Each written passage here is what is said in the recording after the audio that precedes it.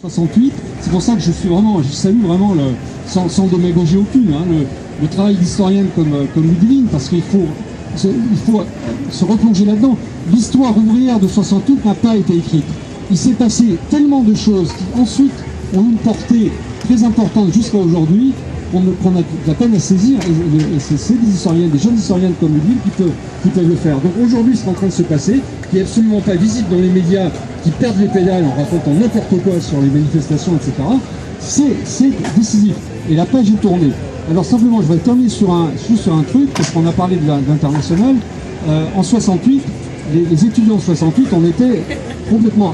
Mais 68 est devenu le phare, bon, la révolution, voilà, du grand mouvement étudiant dans le monde. Mais avant 68, on était tourné, on adulait les étudiants japonais, les Singapouriens, les étudiants évidemment américains, pour nous c'était le summum, et Berkeley notamment, et puis les étudiants allemands. Alors là c'était, bon, avec les universités, les contre-cours, comme on fait ici, les contre-cours universitaires, c'était absolument fabuleux. Mais à Berkeley, à l'université de Berkeley, c'était le mot d'ordre, c'était nous ne réclamons pas ce que nous pouvons avoir, mais ce que nous devons avoir.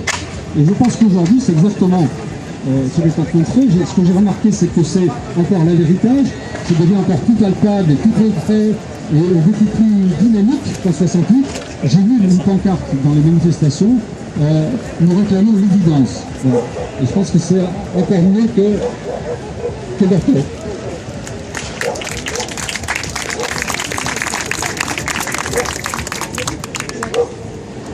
Je voulais revenir sur cet héritage de mai 68 et les premières choses que tu as mentionnées, Ludivine, sont à mon sens les plus importantes, la volonté d'autogestion et la possibilité d'action en fait.